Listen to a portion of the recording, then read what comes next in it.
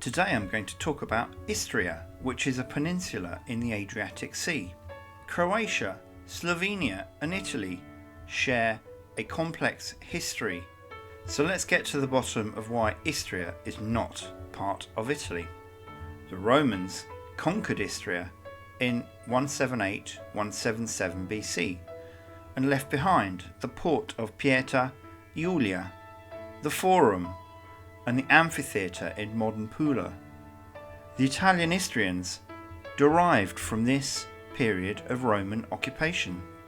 Germanic tribes raided the area between the 2nd and the 5th century AD, and refugees began to arrive from Pannonia, modern-day Western Hungary. After the fall of the Western Roman Empire in 476, Istria was ruled by Odoacer and the Ostrogoths. Istria was ruled by the Byzantine Empire and the Exarchate of Ravenna on the Italian mainland from 538. They resisted waves of attacks from the Lombards, the Slovenes and the Croats, and importantly some of these invading tribes then subsequently settled in the area. The Istrian settlements remained largely self-governing despite these numerous invasions. Going forward, Istria was ruled by German dukes from Carinthia, Merano and Bavaria in the 10th and the 11th centuries. Eastern and western Istrian coastal towns enjoyed strong trade links with the Republic of Venice.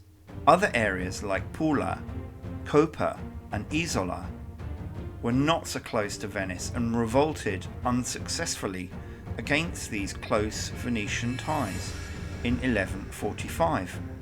Instead, the inland areas of Istria became part of the Hapsburg Empire from 1374.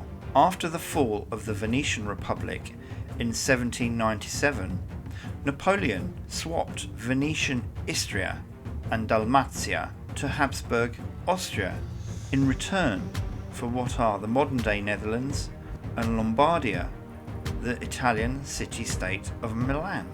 Recognizing the strategic importance of the coastline, Napoleon reacquired coastal Istria for France in 1810 and made it part of the Italian kingdom. Now this was a dependency on the First French Empire. After the fall of Napoleon, the Austrian Empire ruled the strategically important Istrian territory and most importantly its ports from 1814 right up until 1918, and nearby Trieste was used by the Austro-Hungarian Navy as its main trading and shipbuilding port, making it a free imperial city. The long-lasting tension began to simmer between rural inland Croats and Slovenians who were tied to the Austrian Empire and coastal urban Istrian Italians who were more closely tied to the Italian kingdom. Some Istrian Italians volunteered to fight the Austrians in 1848 as part of the Risorgimento movement sought to unify mainland Italy.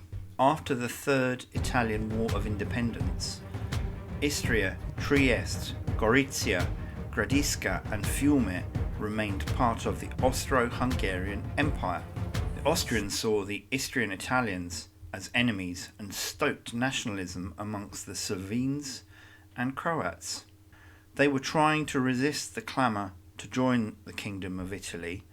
Capodistria, now Koper, was the heart of the Italian irredentism in Istria. Istrian Italian irredentists kept up the pressure to extend the Kingdom of Italy to the Alps and to Fiume, which is modern-day Rijeka. The Croats and the Slovenes were beginning to demand linguistic and national rights, entirely separate from the Italian language and Italian culture. The tension continued to simmer between the rural Croats and Slovenes and the more urban, well-heeled coastal Istrian Italians. In 1866, Emperor Franz Joseph I of Austria made a plan of Germanisation or Slavization of the Austrian Empire, particularly of the areas where there were large groups of ethnic Italians. Slavic priests performed an important role. They controlled the official church registration of people's names. In 1877, there was a dispute over whether the Slav priests were changing Italian surnames to Slavic ones in Istria and Dalmatia. The numbers of different ethnic groups was an important issue now, as some of the majority Italian Istrians were beginning to emigrate away from Istria. By the end of the 19th century, the Istrian Slovenes and Croats were now the majority, and they demanded their own country. Italian irredentist Guglielmo Oberdan attempted unsuccessfully to assassinate Emperor Franz Joseph in 1882 as he visited Trieste. Guglielmo was executed while he shouted "Viva l'Italia!" Fiume, Trieste and the Istrian coastline was becoming a key issue in the early 20th century. An agreement in London in 1915 promised Italy part of Dalmatia and Istria, along with Trieste and Gorizia, if Italy were to join the war against Germany and Austria. Italy did indeed join the First World War and fought Germany and Austria. And in this period, the Austrians interned nearly 100,000 Istrian Italians. Many Istrian Italians volunteered to fight against the Austro-Hungarian Empire, including Nazario Sauro from Capodistria, who was captured and executed by the Austrians in 1916.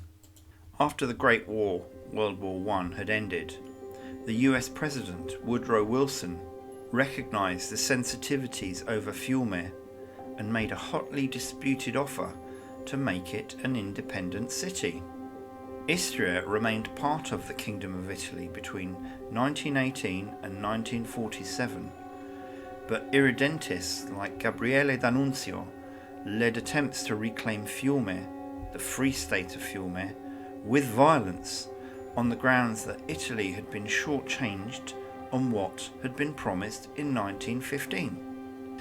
Italian fascism in 1922 meant that Istrian Croats and Slovenes were subjected to forced Italianization and cultural suppression. There was some emigration to the kingdom of Serbs, Croats and Slovenes in this period.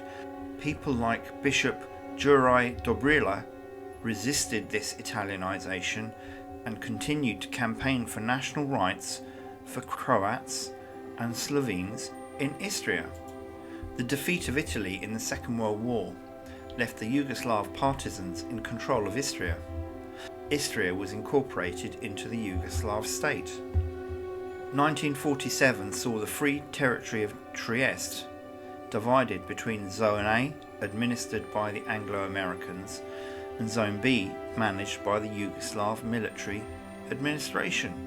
40,000 Istrian Italians flocked to Zone A, some by choice, some by force. This was a period of mass violent retribution carried out by the Yugoslav partisans against what they saw as the earlier oppression and forced Italianization of the Croats and the Slovenians in Istria, and these were called the Foibe massacres. The Istrian Dalmatian Exodus happened between 1943 and 1960. Istrian Italians were now subjected to various forms of discrimination and violence. In 1954, Italy was assigned what was formerly Zone A of Trieste. The final wave of the Istrian Dalmatian Exodus saw Istrian Italians leave for Italy, Australia, Canada or the Americas. A hotly disputed topic is whether the Italian Istrians suffered from a form of ethnic cleansing. It is a tragic fact that ethnic cleansing has continued in the Balkans, the former Yugoslavian countries. After the breakup of Yugoslavia in 1991, Istria was then divided between Croatia and Slovenia. The Gulf of Piran remains an ongoing border dispute between Croatia and Slovenia. At the time of recording in 2023, Croatia and Slovenia are now members of the European Union, the EU. Perhaps this membership will reduce some of the historical tensions. Well, thank you for watching the video. I hope you enjoyed it. If you did, please like this video and subscribe so that others can see it. Click here for some more videos you may be interested in.